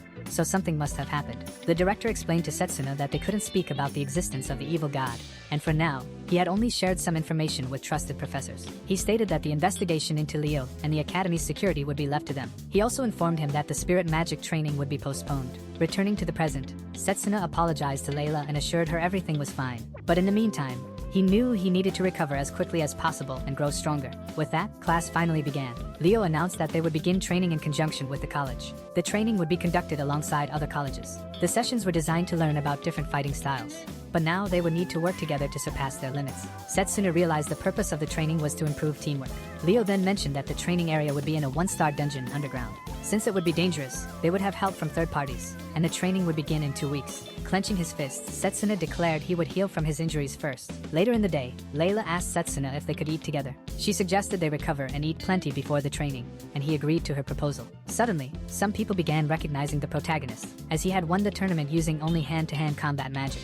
Many people commented about him. Layla remarked that they were gossiping about him, even though they had mocked him just a few days ago. 3 people appeared in front of them and asked if he was Setsuna. The one who called out to him was Carl from the Nobles Hall. With that, Carl invited the protagonist to join his hall. Even though only high-ranking nobles could enter, he said he would make an exception for him. If Setsuna joined their hall, nothing would stand in his way. As the tournament winner, such a thing was necessary. Carl then said that girl would ruin his future and urged him not to waste his time with that useless woman. However, Setsuna refused, surprising everyone. He stated that the only ones wasting time were them. Feeling humiliated, Carl drew his blade forge and charged at the protagonist to attack him. However, before Setsuna could react, Layla intervened to prevent the attack. She sternly reminded Carl that fights were not allowed at the academy while glaring at him angrily. After everything, she let go of Carl's arm, and they left but not without throwing insults first. At that moment, after the situation, both smiled at each other, and Setsuna was certain she would become stronger in the future. However, someone called out to them. It was Carol. Setsuna said it was good to see her well, and she replied that it was all thanks to him. Clasping her hands together, she expressed her gratitude to him. She then asked if Setsuna would be willing to come to her room. Hearing this, Layla became completely flustered. Upon arriving at Carol's room, she said she would cook a homemade meal for him as a way of showing gratitude. He thanked her for the hospitality. Layla then offered to help her with it, and Carol gratefully accepted. Previously, Layla had thought it was something inappropriate, but it wasn't the case. Drago asked why he had been invited, and Carol said, "The more, the merrier." Seeing the ingredients, Layla was surprised to realize they had healing properties. While deep in thought, Setsuna knew from the director that Carol didn't remember anything about the incident with Leo. Despite this, he felt relieved that nothing had happened, though there was still the possibility of someone else being targeted. Touching his shoulder, Drago asked if something was wrong. Seeing how hard Setsuna was working and doing everything alone, he suggested that he rest a little. Suddenly, several noises came from the kitchen. He asked if they were doing physical training right in the kitchen. With that, Carol appeared, asking for Drago's help. Carol apologized to Drago for making him wear that apron. Finally, they finished preparing the meal. Setsuna was surprised to see so much food on the table. Sitting in the chair, he prepared to eat the food they had made for him. He used magic on his stomach to improve his digestion. With that, he began eating quickly. But seeing this, Layla asked if he was okay, and he affirmed that he was. The soup was incredibly good and had a wonderful taste, Setsuna said, enchanted by it. Since the soup had been made by Drago, Carol felt defeated. Seeing all the excitement while they ate, he remembered his past life. He vowed that he would never lose anything precious to him again. 2 weeks later, during training, Drago commented that the protagonist was in great condition. Setsuna attributed it to the healing effect of the food they had made for him earlier. He explained it was nothing special. Smiling, he said he would be on the same team as Drago this time and could truly rely on him. Suddenly, someone called out to them. A blonde person introduced himself as Mifune, from the 3rd year, and the person next to him was Yuzuha. Both introduced themselves. With that, Mifune quickly gave Setsuna several compliments, suggesting they work together. Turning to Yuzuha, she commented that his friendliness seemed like an act to lower their guard. Smiling, he said it would only be for now. However, the training was about to begin, and the person in charge of the training was Giovanni. He explained they would be entering a 1-star dungeon. During the training, they were to defeat the monsters in combat. Their achievements would be recorded with a memory bracelet. The rewards from the monsters would count as bonus points, and the team with the most points would receive academy medals. The person with more than 100 points would have the opportunity to join the Magus Battalion Kingdom training. Hearing this, Setsuna felt a sense of nostalgia. They were the kingdom's strongest mages and his companions in his past life. If he joined the training, he might be able to meet them again. Giovanni explained they couldn't go to the deeper floors, as they might encounter monsters they couldn't handle. In an emergency, they could use the bracelet to return to safety. Looking at them, Setsuna declared his goal was to reach 100 points. But reconsidering, he said it would be 200, and Drago echoed the same. Drago remarked he was looking forward to seeing him achieve it. Giovanni asked if everyone was ready. With that, Setsuna and Drago began concentrating their magic, leaving everyone around them astonished by their energy. At that moment, the training finally began, and the two of them ran quickly. The one-star dungeon was a ruin created by an ancient civilization. The monsters would be hostile to them, as they were seen as intruders. Despite having teleportation magic, it was still very dangerous. Drago pointed out to Setsuna that there was an open path. When they arrived, they were amazed, as they hadn't expected to find such a vast underground place. The protagonist noted the presence of ancient vegetation and wondered if a civilization had really existed within the ruins. He remembered the director saying that this training would be essential for future missions. Clenching his fists, he stated that his current goals were spirit magic and the training points, and he would do everything he could to achieve them. The rest of the group finally caught up with him. Yuzuha pointed out the multiple paths ahead. Another group questioned whether they were on the right path. Mifune called them idiots, explaining that the principle of training was to go deeper. He told them to follow that path. Thinking about what he had said, Setsuna had an idea. Walking up to the wall, he declared it was fake. Hearing this, everyone was surprised. Because of the vegetation, he suspected there was a large room behind it. Mifune asked if that wasn't just a coincidence. However, Setsuna explained he could hear the sound of wind coming from the other side. But before he could elaborate, Drago punched the wall. And by breaking the wall, Setsuna's theory was confirmed, and he said that path would be the right one. With that, they ran towards it, but behind them, Mifune intended to earn several points with this. As they walked down the corridor, a giant boulder fell on them. Drago asked them to leave it to him, and then he easily sliced the boulder with his blade. Setsuna said Drago had a strong spirit, which he acknowledged, as they needed people to recognize combat magic. However, even so, he didn't want to lose to him. Suddenly, several arrows flew toward him, but he dodged them. He advanced toward them, cutting them down. Seeing this, Drago realized they were on completely different levels. Then Drago asked them to clear the traps so it would be easier for Yuzuha and Mifune. But then, they found a chest, and at that moment, Mifune snatched it. He then thanked them for it.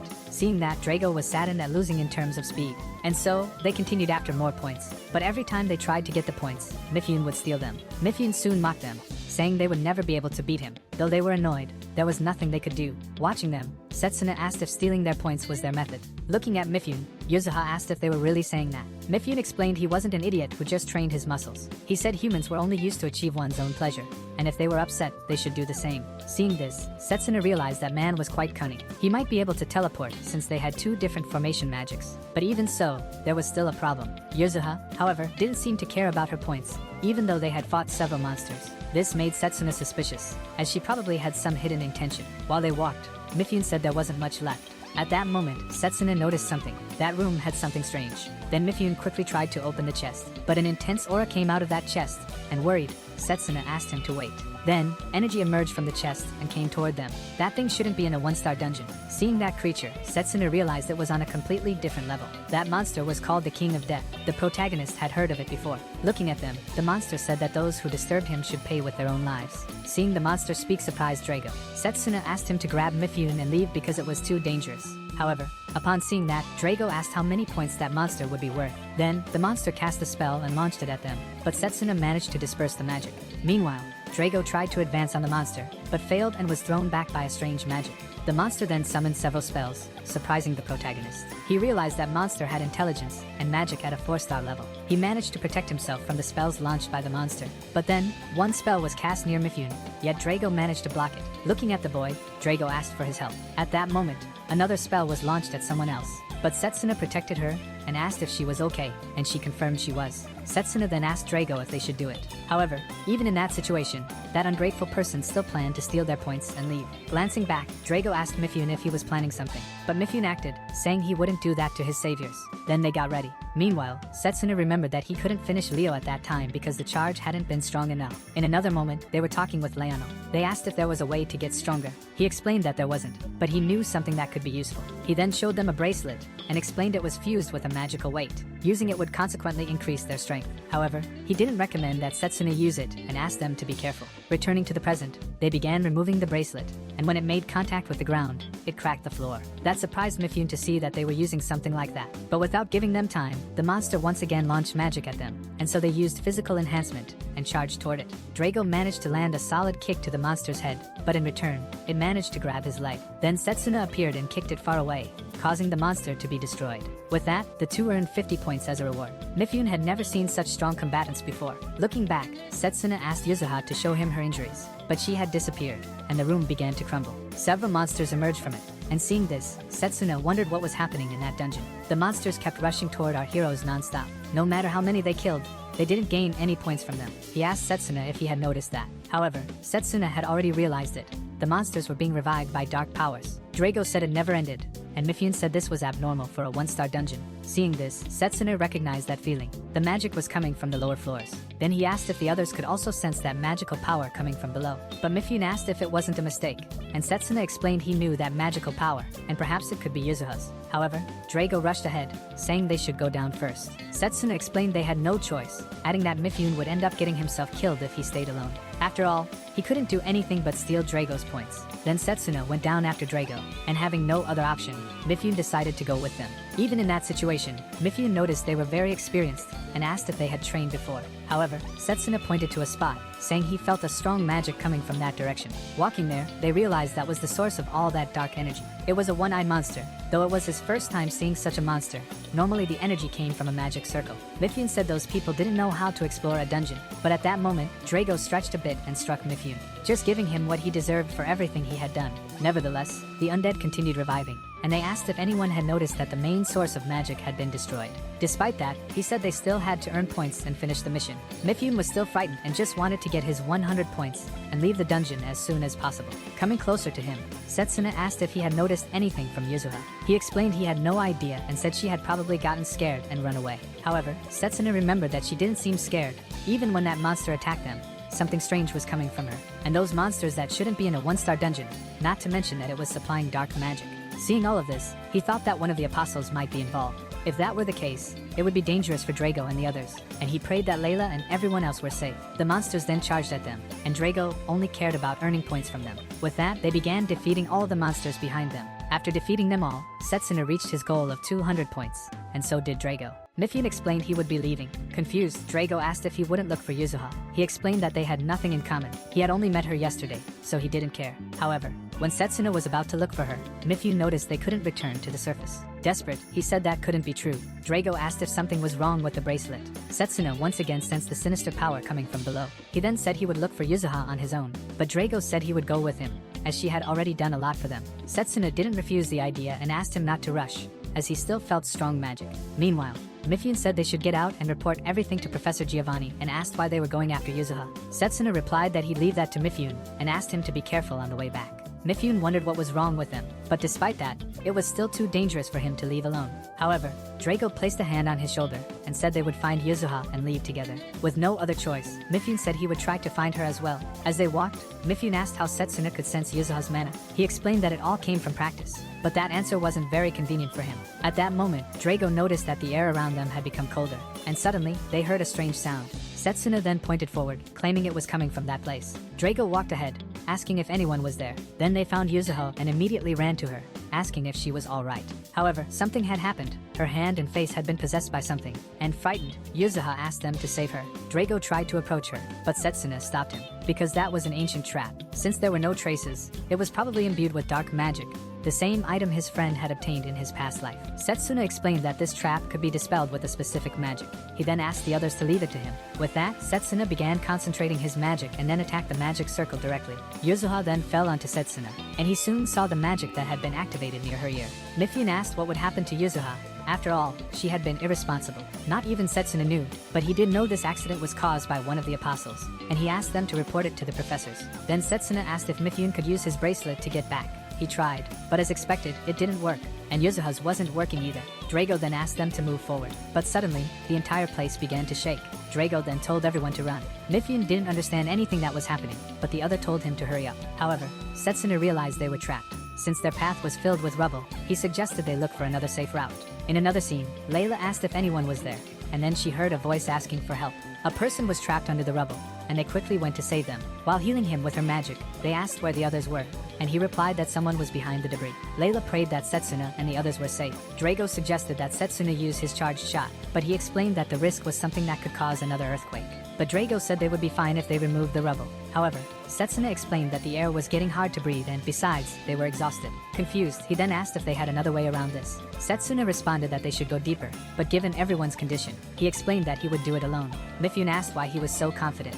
Even though he was strong, there were still powerful monsters, and he suggested that Setsuna stay. But the protagonist explained that the boss had been awakened and, because of that, there had been multiple earthquakes, and they wouldn't be able to return. Drago found Setsuna's knowledge amazing, but all of it came from his exploration of other dungeons. Then Setsuna prepared to go, and Drago said to mark the path he took as a precaution. He explained that he would save everyone and then left. Meanwhile, Setsuna thought about the effect the boss had caused in that dungeon. It would be easier for him if he had an element or purification magic, and one of Combat Magic's weaknesses was the lack of elemental attributes, because most hand-to-hand combat magic attacks were direct. Even so, somehow, he felt something burning inside him. In another moment, Drago was trying to remove the rubble. Mifune then said he thought Setsuna winning the tournament had been luck, but he was wrong, and while he cheated, they were getting stronger. With that said, he wondered who the real idiot was. But suddenly, they heard someone asking if anyone was there. Drago quickly responded that they were there. Layla then realized it was Drago and asked how he was and also about Setsuna. He explained that everyone was there, and Setsuna had gone to look for another escape route. In another scene, Setsuna walked down the stairs and soon realized that the exit was right in front of him. However, it was blocked by a barrier. Furthermore, that place was filled with dark energy, and he couldn't let his guard down in that situation. Suddenly, something tried to attack him, but fortunately he managed to dodge and escape. Looking at the monster, he noticed it had 2 heads and that it was a hydra. He asked if it was the source of everything happening in the dungeon. Its body had been corrupted, as if resurrected by someone. The only one who could have done that was someone with the power of the evil god. Without giving him time, the hydra spread a wave of poison everywhere, and Setsuna avoided it. If the protagonist didn't defeat it, the dungeon's situation would worsen, so he had to finish it as quickly as possible. He then charged toward the hydra and struck it multiple times. The battle continued intensely. In his past life, he had fought a hydra before, so he knew that thing wouldn't die until its head was destroyed. So he would have to cut them one by one. But even so, his previous attacks caused no damage because of its thick skull. That's why he had to attack sensitive spots. With that, he managed to cut one head and quickly dodged the attack from the other. He had been hit by the attack, but if he had been hit directly, that would have been his end. However, in an instant, the head regenerated, which surprised Setsuna. This made him realize he had to cut both heads at the same time. Sighing, he decided to test the move he had learned. In another scene, the protagonist tried to conjure 2 mana blades, but without success. Liano found it impressive, but explained that his body wasn't able to maintain the image in his mind. He explained that first he would have to control his mana from inside his body. Compared to other magic, this one required much more internal mana control. While recovering, he trained his mana control to improve it even more. However, despite this, he hadn't tested it since that day. So he started with 1 blade first, and after that, he would form the second. Setsuna prepared and struck the hydra, but without success, he still needed more strength. The hydra then threw him against the wall, but he used the wall as support for another attempt. He noticed he was using more mana than usual, and wondered if that was the effect of the poison. Soon he realized he couldn't endure more than this, but he couldn't die right there. He only had 1 chance, so he began breathing and focusing. The hydra tried to attack him, but he dodged, and then finally managed to conjure the 2 mana blades. He attacked it simultaneously with several cuts, chopping it into many pieces. Since he cut all the heads at once, that thing wouldn't revive anymore. Looking at his hand, he said his technique wasn't perfect, and that he had to train more to keep it stable. Someone appeared and congratulated him for defeating his creation, even without being a combat mage. He quickly realized it was Giovanni, and seeing Setsuna calm surprised him, but it was to be expected from him. Setsuna said this wasn't his first time, and he knew there would always be a chance for something unexpected to happen. Approaching him, Giovanni praised Setsuna's moves, but despite that, said he wouldn't survive on a battlefield.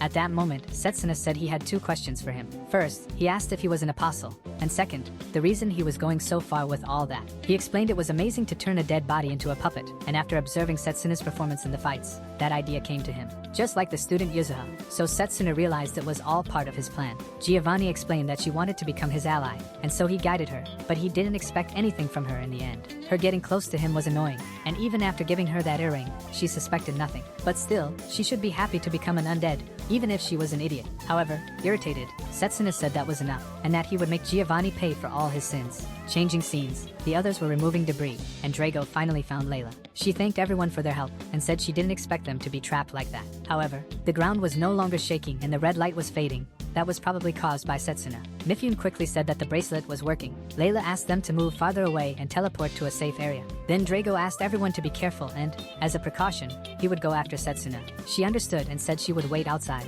With that, Drago went in search of Setsuna, and then, returning to the previous moment, Giovanni provoked him, telling him to try to stop him. Setsuna quickly raised his fist toward him, but Giovanni turned into some sort of ice, and counterattacked him back. Seeing that, Giovanni asked how he would defeat him. Soon he realized that Giovanni's traps and counterattacks were fused. He He had to put an end to this as quickly as possible, but his mana was exhausted from the previous fight. While running toward Giovanni, he noticed that before activating his magic, Giovanni needed to go somewhere to teleport. With that, he rushed forward and attacked him, but again was countered, and the poison was taking effect on his body. Fallen on the ground, Giovanni mocked him. However, Setsuna still refused to forgive him, and furthermore, he would definitely remove Yuzuha's curse. He explained that he didn't understand his motives, but making her undead was a reward for luring him in. If he wanted to break the curse, Giovanni had one condition, ordering him to swear loyalty to him. But Setsuna refused to be loyal to someone like him. Then he attacked again, but with no success, as expected. However, the protagonist managed to see where he would teleport, and quickly attacked. This surprised Giovanni that he learned so fast about his magic. While regenerating, this only made him want even more to add Setsuna to his undead collection. Setsuna realized that Giovanni was also undead. He stated that that person had granted him the power of immortality, thus making him his finest masterpiece. Setsuna asked if he was talking about the evil god. Then Giovanni explained that he only wanted to spread joy to everyone, granting immortality to those who were suitable. He then asked Setsuna to surrender to him. Setsuna's consciousness was fading, but he still needed to find a way around this situation. However, the protagonist sensed the person's mana and smiled, realizing that he was coming. Giovanni started his ritual. However, he was hit by a stone thrown by Drago. Not giving him time, Setsuna quickly rushed toward him and punched him, but Giovanni managed to turn into ice. Drago asked if he was alright. He explained that he was fine and could still fight, and asked about the others. Drago explained that they had already escaped the dungeon, and Layla and the others had saved them. Hearing this, Setsuna was happy, realizing that Layla was becoming more reliable. However, Giovanni became irritated upon seeing his ritual interrupted. He said that Drago was as inconvenient as always. Seeing this surprised Drago, and Setsuna explained that they had to stop his madness. Someone like him in their academy was unforgivable. Setsuna explained that Giovanni could counterattack them, so they had to dodge as quickly as possible, and when that happened, he would teleport elsewhere. The plan was to do this continuously until they finished him off, and his regeneration was already slowing down. Then they advanced on Giovanni, who found it all annoying, but Drago and Setsuna worked together, and managed to take down that man. Setsuna's hand was completely covered in blood and wounds, and Giovanni's body was destroyed as he lay on the ground. As Setsuna's body reached its limit, he collapsed. However, it was not yet the end for that man. He injected something that had been granted to him, and ordered the Hydra to fuse with him. With Setsuna's vision blurring, he asked Drago not to let his guard down. Seeing that, Drago was in shock, and Giovanni said he wouldn't forgive them for forcing him to use what that person had given him. In his Hydra form, he said he would tear everyone to pieces. At that point, both of them would be killed. However, Setsuna could do nothing about it. Setsuna then saw a flame in front of him, and wondered what it was. He then remembered that spirit magic enhanced one's body after merging with a spirit. He recalled the director asking him to feel and not use his head, to reach a state of emptiness. Setsuna managed to reach that state, and saw the presence of a spirit. Trying to reach it, he asked for its help to aid his friends. However, in an instant, he was taken to another dimension. Looking behind him, he saw a flaming beam. He wondered if this could be one of the spirits the director had mentioned. Its mana was quite aggressive, and its body resembled a titan. Just being near it, he felt a crushing pressure. Despite this, he asked the spirit to listen to him. He asked it to grant him its power to protect his friends who were in danger. Seeing this, the spirit called him arrogant, and an intense flame began to swirl around the protagonist. He felt everything burning, despite the distance. The spirit then explained that it was only trying to quietly hear a human out, but even so, there would be no benefit in it.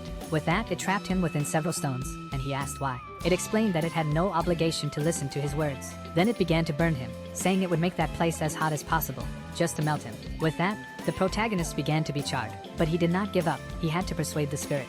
Seeing the protagonist still conscious surprised it, for normally a human would already be dead. However, for some reason, it sensed the presence of the spirit of time in him, and asked if there was some reason behind it. It began to burn him even more, while Setsuna begged the spirit to listen to him. Watching him resist so much only irritated it further. It wasn't just him. It also included those people who had been sent to that place. All of them were annoying. Hearing this, Setsuna wondered if it knew about the evil god. Then he explained he would defeat it. But the spirit asked what he could do about that, because no matter how hard he tried, that place was infinite, and it would make him burn with its flame. But Setsuna said he didn't care about that, and he would not waver again. Then the spirit smiled and told him to prove himself. It threw more flames at our protagonist, charring his skin. He could barely breathe from the heat.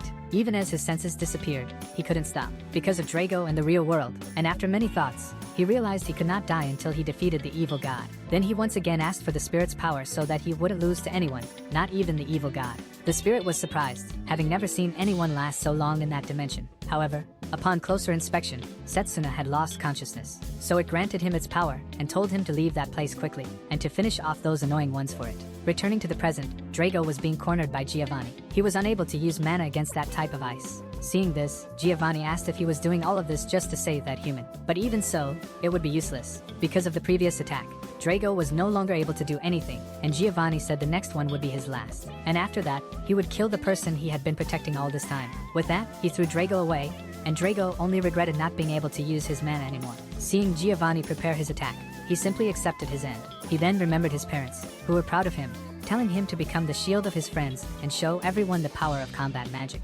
However, he apologized to them for not being able to protect his friend. Then Giovanni finally launched his magic at him, but realized he had disappeared. Looking to his side, he wondered about that form. Setsuna was completely different from before, with an intense aura emanating from him. With that, Setsuna quickly vanished from Giovanni's field of vision. Then he suddenly appeared, preparing a punch and striking him right in the stomach, sending him crashing into the wall. Giovanni wondered how he could use elemental magic. His regeneration was slower, and the flames coming from him were not normal. And seeing the symbol on his hand, he realized that he had two different magics in his body. Feeling that pressure from Setsuna made him tremble, and he wondered if by any chance he was afraid of him. He didn't want to believe it, so he began preparing another attack.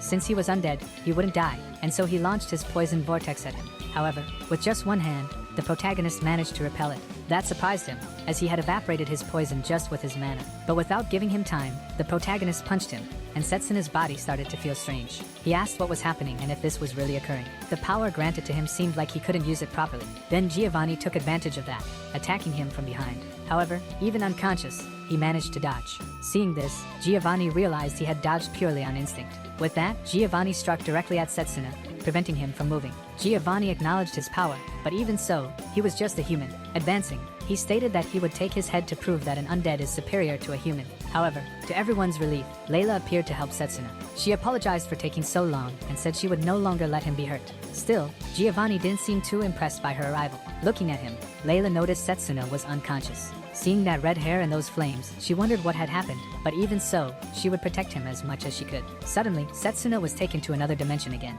The spirit called him pathetic for being consumed by just that level of flame, but Setsuna didn't understand anything since he thought they had already merged. However, Setsuna saw Layla and immediately asked what he should do to control his power, to which the spirit responded that he must find the answer himself. Seeing this, Setsuna showed concern. Layla continued fighting that monster, but was struck multiple times. Fallen, she remembered what Setsuna had said before. Setsuna had stated that he could become stronger after resolving his heart. He soon remembered someone telling him not to rush, because once his heart was resolved, he would definitely become stronger. Seeing that, the spirit clamored for more entertainment, and asked if he would meet his end along with that woman. If that were the case, the spirit would be the one to finish him off. Then something stirred inside Setsuna. Returning to the present, Giovanni was surprised to see Setsuna, but without giving him time, Setsuna quickly grabbed him and used his elemental magic, Inferno Blaze. Setsuna explained that humans have limited lifespans, so they have no choice but to give their all. And it was precisely because he had been on the brink of death that he could understand the magic of fire spirits. With that, he charged Giovanni. Meanwhile, Layla asked if he was alright. Seeing her, Setsuna smiled, saying things would be better. He thanked her for protecting him and asked about her injuries, which she said were fine. Drago said he didn't expect to see Layla in that place. She explained that the seniors had already escaped using teleportation magic, but she had a hunch and decided to come there. Layla asked the others to explain the situation to the professors, so she was sure they would appear soon. He was glad to hear that, but since his body was exhausted, he ended up passing out. Then the rest of the group arrived, seeing 3 fallen students. Their rescuers felt relieved to see everyone was safe. They had heard the situation from Mifune, so they were there to help, but Setsuna asked them to take care of Layla and Drago first. Watching them leave, he felt relieved. At another moment, as he opened his eyes, he realized he was back in the infirmary. Looking around, he remembered everything that had happened. Even after all that, he could still feel his body warm from the fight. Suddenly, someone opened the door. It was Lionel. Setsuna asked about the others, so Lionel said he always worried about them first, even while in a coma. He explained that the others were already fine, and he was the last to wake up. Lionel had heard all about that fight. He explained that the incidents were being resolved by the director's orders, which relieved Setsuna, but there were still many unknowns. However, despite being late, Lionel apologized to him. He stated that he had heard about the Leo Foray Elmcrest incident from the director. There were still people more powerful like him, but when they tried to investigate, it was delayed due to the recent incident. They couldn't perceive Giovanni's intentions and put the students in danger once again. He then said he wouldn't let an incident like this happen again, which Setsuna understood and asked him to raise his head, but he felt another pain in his body. Lionel explained that these were the effects of surpassing his mana limit. Since his injuries were already healed, he shouldn't worry, all thanks to the person who treated him. He asked who that person might be. Then they heard a knock on the door, and Lionel said that the person was right there. The person in question was Professor Zachary, which surprised Setsuna and us as well. He gave him some sliced apples and asked him to eat. However, Lionel patted him on the back and said that he wanted to tell him something. Zachary also apologized for treating him poorly during the orientation test. However, seeing a person like him joining that department irritated him. In the past, he had been an honor student, but after discovering that his path would be combat magic, all his friends and family abandoned him. And upon hearing that someone like Setsuna would choose combat magic, it made him angry. But even so, his team got the highest points in the training, and moreover, it was a record. Despite that, he was happy that Setsuna proved that melee combat mages could be capable of something like that, and he thanked him. Setsuna found him strange, as he seemed like a different person, and wondered if that was caused by his first impression. Then he smiled and also apologized for being rude, and he thanked him for saving them, and then Zachary left, saying he would see him in class. After he left, Lionel handed him something, saying that the director wanted to give it to him. It was a glove, since he couldn't use bandages to hide that thing. No one had ever heard of the symbol on his hand before. Hearing this, Setsuna asked if Lionel had ever heard of spirit magic. He explained that the other name for spirit magic was ancient magic. That magic triggered a great magical war between mages hundreds of years ago, and therefore anything related to it was forbidden. So he asked Setsuna not to use that magic in front of others, because if the Holy Church knew about him, it would be all over. Thinking about it, he remembered having learned this, but he never expected that that magic was specifically spirit magic. This confused him, and he asked how Lionel knew about it. Lionel stated that the director had explained everything, the evil god, the apostles, and spirit magic, and also about him having returned from the future. Only he and the director knew about it. Setsuna understood the situation and was relieved to know that only they knew about it, but wondered if that was really the best option. However, Lionel explained that he didn't care about what happened to him, because now he was just Setsuna Cromwell of the Melee Combat Magic Department, and then Setsuna thanked him. However, he asked where the director was, and Lionel explained that he had found some clues about the apostles, so he would be absent for a while. Hearing this surprised him, but Lionel asked him just to rest for now, and when he recovered, he would tell him something. This only made him question everything. During that fight, he remembered that if it weren't for that power, he would have been in much worse shape. Even though he managed to control that power thanks to Layla, he still didn't feel confident he could do it again. That power was something tremendous and strong. Suddenly, he heard a voice in his head affirming everything he said.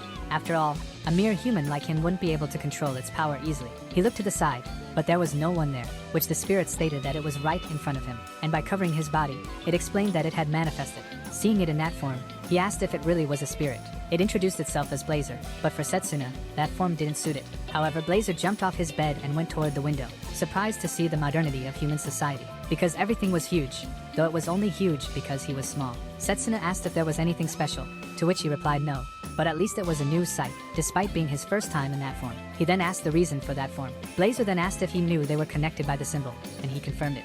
Then he replied that he needed a certain amount of mana.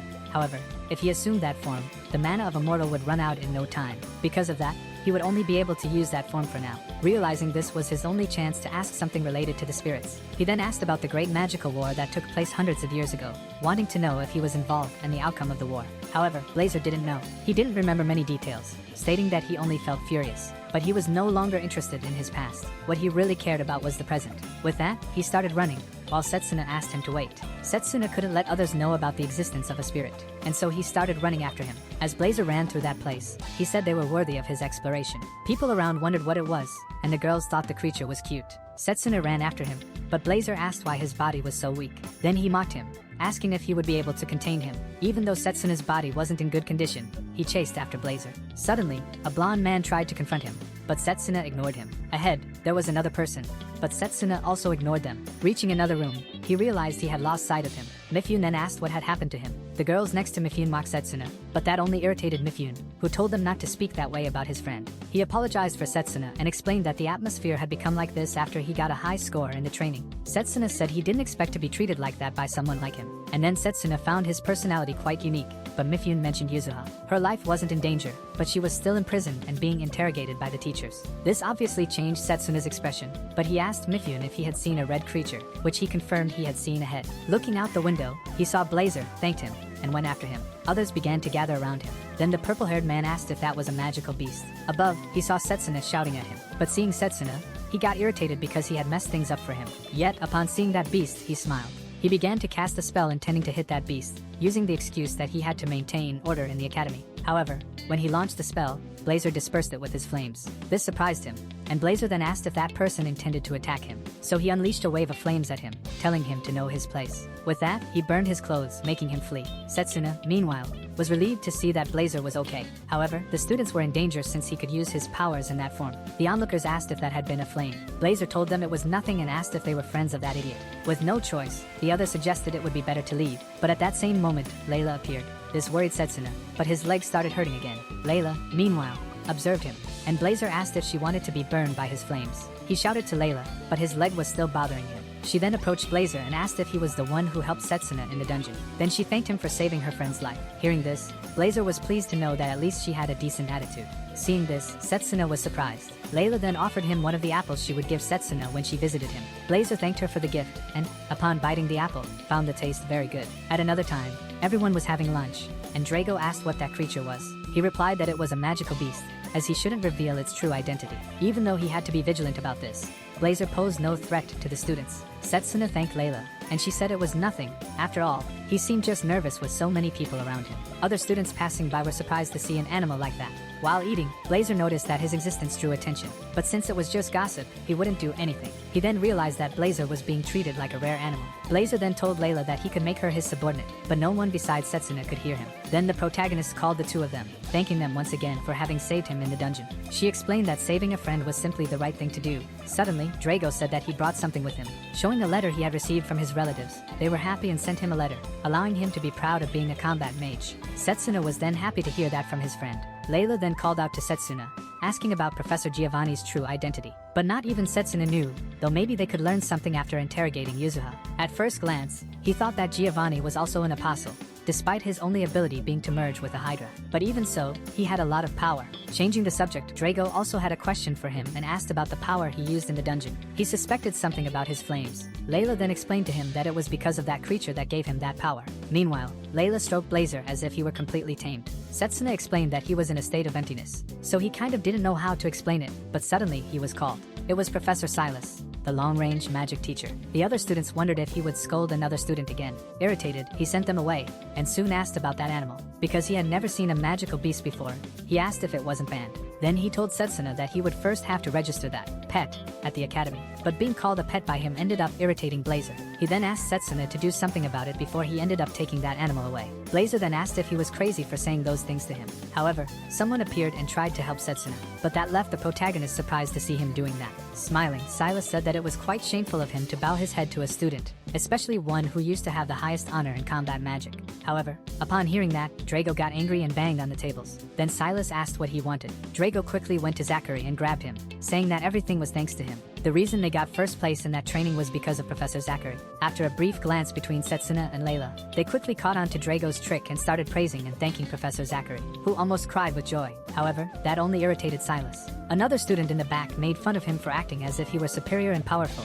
even though the combat department had a higher rank than long range. This made him run away, saying that Setsuna should hand in the documents the next morning. He then sighed in relief, as he didn't know what to do if Blazer got angry. Setsuna thanked Zachary for his help. Then he said he understood that Setsuna had a reason for bringing a magical beast. In another scene, Layla and the others said their goodbyes to them. When he left, he noticed the phantom beast that delivered a letter to him. The letter said that it had heard about his situation, and apparently he managed to obtain spirit magic and congratulated him. That letter was written by the director. He explained that he was worried that Setsuna wouldn't be able to control it due to still recovering. Even though he wanted to teach him better, he still had to be away. Because of that, he asked a certain individual to teach him, which surprised him, because she would teach him how to use his magic and how to control it. The director explained that Liano would introduce him personally and wished him luck. In another scene, an old person was sitting while reading the letter left by the director. He found it pathetic to have to teach someone how to use spirit magic, and furthermore, the director had exposed that place without his permission. Even if it was his recommendation, he wouldn't forgive him. Throwing the letter, he stated that he would finish off Setsuna Cromwell if he were incompetent. During a magical conference, the director explained that this was his report. The man next to him asked if he thought this would be the end of it. They found it hard to believe in the evil god and his apostles. After all, he still had no evidence about it. But the director explained that their enemy hadn't left any traces, and that's why he came there looking for some assistance. That other fellow thought it was all nonsense, and said that maybe he had some memory problem. Upon leaving, Lionel called out to the director, who immediately explained that it had been a tumultuous meeting. It's understandable that they wouldn't believe him, and Lionel agreed, saying it's not something that can be discussed so easily. However, despite that, this fact couldn't be ignored. Nevertheless, if the apostles make their move, he had a proposal to make. He then sat down and asked about Setsuna's situation. Lionel answered that he was recovering and doing his best. Smiling, he realized that his student was an odd one, and he asked for him to recover and find that person. Meanwhile, Carol was watching Setsuna, but when he opened his eyes and saw her, he got startled. He asked why she was there, and she replied that she heard he wasn't doing well. Because of that, she decided to come and bring some food for his recovery. She said the recipe was taught to her by Drago. Setsuna thanked her for looking for Blazer yesterday on his behalf. Carol said that she and Layla were together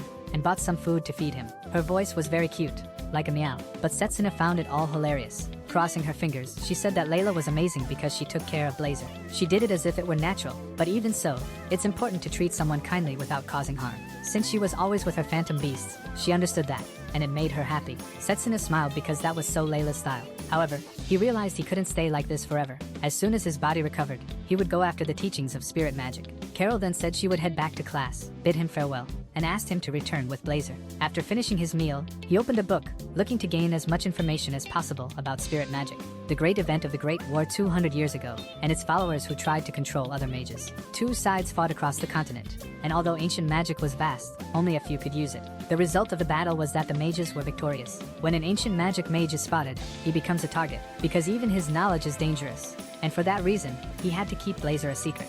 A magic he didn't even know in his past life. If he could control it, he'd be able to defeat the evil god. However, the incident where Leo appeared and Giovanni as well, either happened in his past life. He wondered if changing the course of history was the right thing to do. After a few days, they met again. Carol was worried about Setsuna and asked if he really would go to the training right after recovering. He confirmed, since it was the Academy's holiday. Showing his fists, Drago stated that he wouldn't lose to him. Layla petted Blazer, noticing he would feel lonely. Then Setsuna thanked everyone for their help and said he would leave, and they all asked him to take care until then. Lionel was pleased to see that he had made great friends. At that moment, the only problem for him was about Blazer. Even though he was worried, he couldn't leave everything to Layla every time. Later on, Lionel explained that they would ride those transport lizards. However, it was difficult to tame them, despite being the best choice for a long journey. The old man explained that the lizards tended to be fast, so he wouldn't be responsible if they got hurt. With that said, the protagonist didn't mind. After all, it all depended on how he handled them. He slowly grabbed it by the strap and jumped onto its back. This surprised the man, since normally people have difficulties, and so they finally began the journey. And meanwhile, Blazer was with Setsuna. Seeing Lionel, he asked if he was feeling well, which he answered he was not used to it. Further ahead, they encountered some people and quickly stopped. Those people didn't look like bandits, but they raised their weapons. Lionel then asked if they were those people. They confirmed, saying they were servants of the witch Morgana. Setsuna realized that name had been written in the letter he received from the director. Then Lionel explained that they were on their way to meet their master and asked if they were there to get them. However, with a cold expression, the girl stated she had no intention of meeting a combat mage. This surprised Setsuna, for the voice sounded completely different, and Lionel asked if it was Morgana. Getting ready, Lionel stated that those things were not human, and he explained that they were dolls created through alchemy. The girl realized that he was Setsuna Cromwell, the one chosen by a spirit by accident, and then she asked him to prove himself by defeating those girls, thus unleashing a wave of energy at them. Setsuna then began to fight, dodging the attacks coming his way, and Lionel did the same. For a doll to be that strong meant that its master was powerful. The girl stated that they were not worthy of being taught about spirit magic. Looking at them, he responded that they were underestimating him, and since that was the case, he would get serious. Our video ends here. If you enjoyed it, please like and subscribe to the channel. Until next time, bye bye.